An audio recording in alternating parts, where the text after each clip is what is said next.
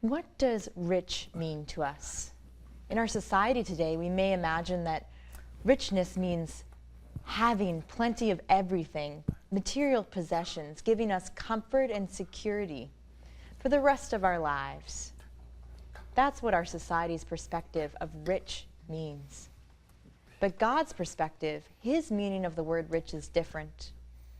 Love, forgiveness, mercy, generosity, charity, those are the richnesses of God. So how can we follow God's definition? We can have riches in God.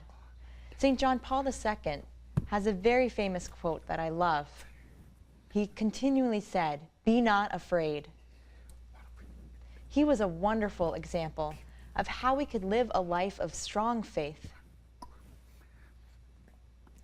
I always think of him and a picture of him skiing with the ski poles, and he's looking up to the sky and the mountains, and he's standing there in all his ski gear, and he just has the best, brightest smile on.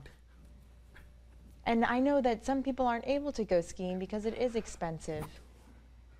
And yet, he would go and he would think of what a beautiful vista that he was able to see and what joy that brought him. I think of the many married couples that I've supported in their marriage and their preparation, and the real love that they share, and how marriage requires that commitment and sacrifice, and yet they show such great love. That it's a love that's not simply physical, but it's a love that's rich in mercy, in forgiveness, in generosity. That is the richness of love. Some couples go through many sufferings, and that's normal. In today's society, they say if there's any problem that happens, be done with that situation, run away from that situation. And that's fear. That's the opposite of what St. John Paul II would say, be not afraid. Running away is being afraid, and it doesn't show the richness of God.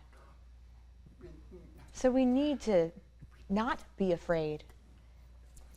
That having God by our sides throughout our life, we can face whatever challenges come about, that we keep our hope and trust in him, that we have the hope of heaven, which is the full richness of God.